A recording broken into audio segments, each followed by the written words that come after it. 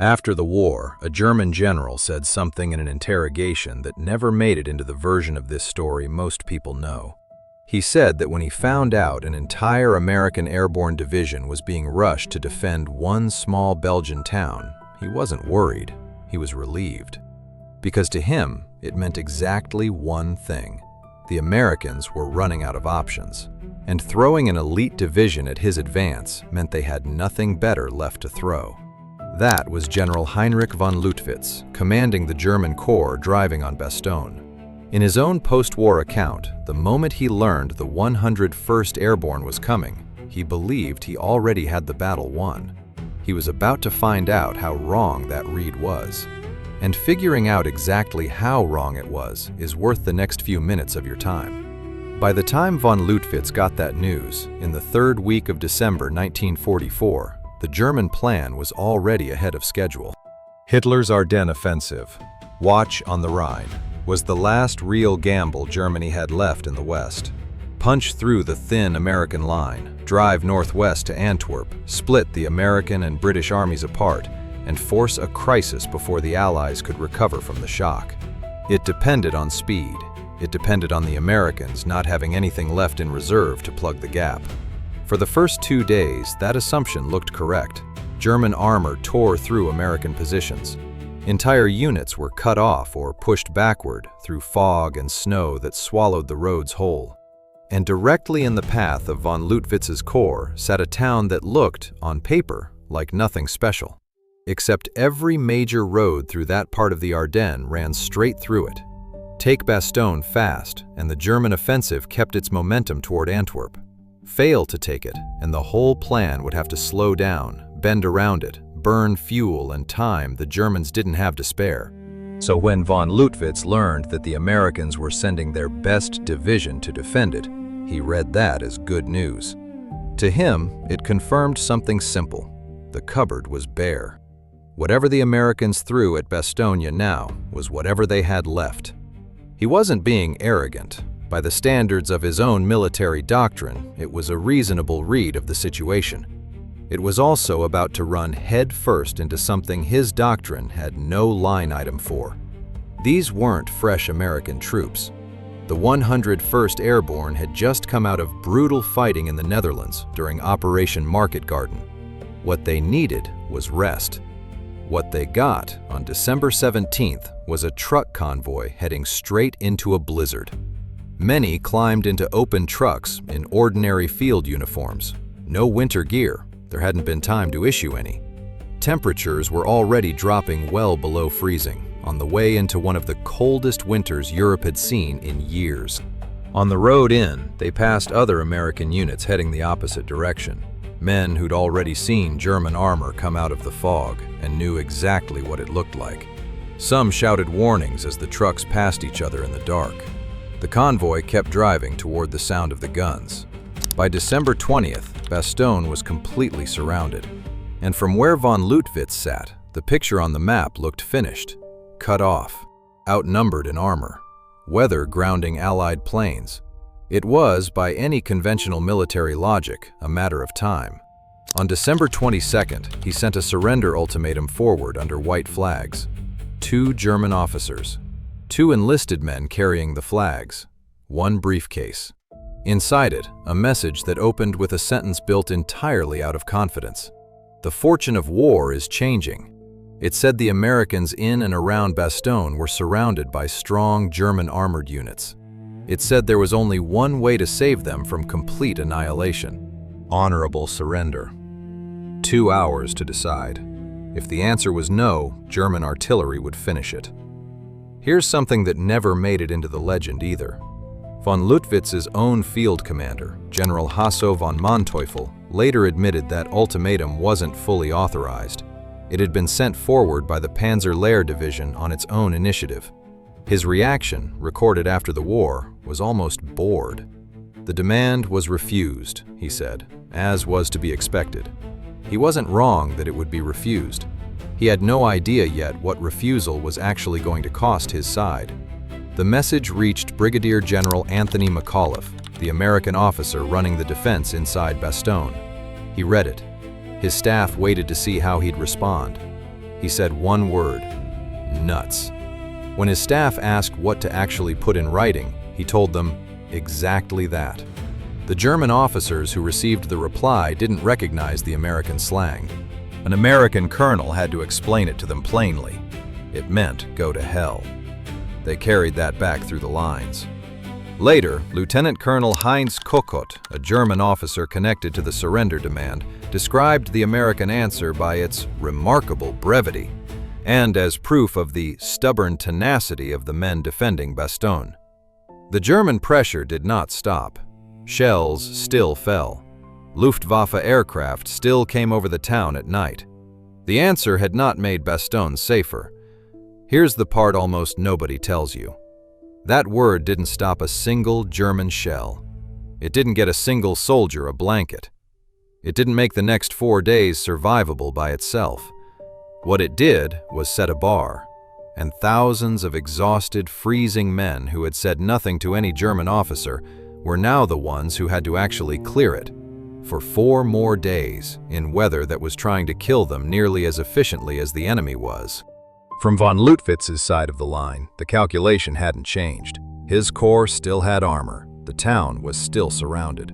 On paper, holding out was not a rational American option, so the attacks kept coming. Full assaults, tanks used as battering rams against dug-in positions, expecting frozen, outnumbered paratroopers to give ground the way infantry is supposed to give ground when armor comes at them. They didn't give ground. Night after night, German assault troops ran into the same wall. Not superior numbers, not better weapons, just soldiers who wouldn't leave the ground they were standing on. It's a pattern German officers themselves struggled to explain afterward in professional military language. Positions taken at a cost, one account put it, that made the ground not worth having once you'd paid for it. That's not sentiment from a defeated army trying to be gracious. That's an army trying to explain, in writing, why its own math had stopped adding up. Every position that didn't break. Every gunner who stayed at his weapon when the tree line in front of him started moving. Every medic who wouldn't leave a wounded man because the road back wasn't any safer than the room he was standing in. Every artillery crew counting a dwindling stack of shells and firing only when it mattered. That was the real translation of nuts, not a punchline. A promise, kept hour after hour by thousands of men, until it turned into a wall von Lüttwitz's divisions could not get through. That didn't mean nobody inside that perimeter was afraid. Fear was everywhere. In engine noise you couldn't place in the dark, in not knowing if the sky would ever clear enough for a supply drop, in the question every wounded man had to sit with, is anyone coming? And will they get here in time? The story of Bastogne was never that these men weren't scared. It's that the fear never got the final vote. On December 25th, Christmas morning, von Lüttwitz's forces tried to settle it once and for all. A coordinated assault hit the western edge of the perimeter before dawn, armor leading, infantry close behind. For a few hours, German tanks actually broke through the outer line. Word reached the American command post that the perimeter had a hole in it. Reserves that had barely had time to rest were thrown straight into the gap. By the time the sun was fully up, every tank that had broken through was burning or captured. The line had closed again. It was the last serious attempt to take Bastogne by force. It failed for the same reason every earlier attempt had failed. Not because the Germans didn't commit enough men or armor, but because there was nothing left in the plan once it ran into soldiers who simply would not move. The next day, the one advantage von Lüttwitz had been counting on the whole time finally turned against him. The skies had already started clearing on December 23rd. Clear enough for Allied cargo planes to get through, dropping ammunition and medical supplies, sending fighters after the columns outside the perimeter. It helped enormously. It didn't end the siege on its own. A cargo plane could drop bandages and rifle rounds. It couldn't climb down into a foxhole and sit there with the man who still had to survive the night in it. Outside the pocket, Patton's Third Army was already driving north as hard as it could and paying for every mile of it. On the afternoon of December 26th, a single American tank broke through the German cordon south of Bastogne. Its name was Cobra King. Its commander, First Lieutenant Charles Bogus, had taken command only 3 days earlier. The previous commander had been killed by a sniper's bullet while standing in the same turret. Bulge pushed the tank down the road from Bastogne at full speed, guns firing, and broke into open ground beyond the German line. Ahead of him, figures in American uniforms stepped out of the tree line. After days of warnings about German infiltrators dressed as Americans, his crew kept their weapons up and waited. Then one of the men walked forward, put his hand out, and said something that needed no translation at all. "Glad to see you." He was an engineer from the 101st Airborne. Von Lüttwitz's corps had failed to take a town he'd been sure was already his. There's a detail from the German side that says more about what that failure actually did to him than any official report could. According to accounts that came out after the war, von Lüttwitz reportedly kept the original "nuts" note, the actual reply that had confused his own translators, as a personal souvenir. Not evidence to study, something closer to a scar he wanted to keep looking at. Because the calculation he'd made when he first heard the 101st was coming, that the Americans had nothing left, that this was the beginning of the end for them, turned out to be the exact opposite of what happened.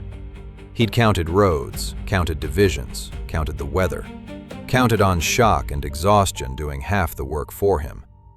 What he ran into instead were men who were cold, outnumbered, and afraid, and who decided over and over for 4 straight days that the ground in front of them simply wasn't for sale. That's what made the one-word reply dangerous to him. Not because it was clever, because it turned out to be true. And he never priced that possibility into his plan at all. After the war, nuts became legend, repeated in books, documentaries, and family stories for 80 years. But if you only tell it as a great comeback, you make the story smaller than it actually was. The comeback isn't what held Bastogne. The men who spent the next 4 days making that comeback true, that's what held it. Von Lüttwitz surrounded a town. He never surrounded the decision inside it. If you've got family who served anywhere in World War II, drop their name and their story in the comments below. Let's make sure they're remembered as more than a line in somebody's after-action report. Bastogne is the story everybody already knows the punchline to, but a few weeks earlier, in a different forest, a different word was moving through the American chain of command, and this one nobody was proud of. It wasn't defiant, it wasn't famous, it was just wrong. Division headquarters kept getting the same report about the only road into a battle raging in the Hürtgen forest. The trail is open. It wasn't. Behind a single American tank that had just fought a Panther down to the wire, 5 more Shermans sat wrecked, blocking that same road. And the men across the river had no idea help wasn't coming the way anyone thought it was. If Bastogne is the story of a word that turned out to be true no matter what it cost, that one is the story of a word that wasn't, and what happened to the men who trusted it anyway. That's the video waiting for you next.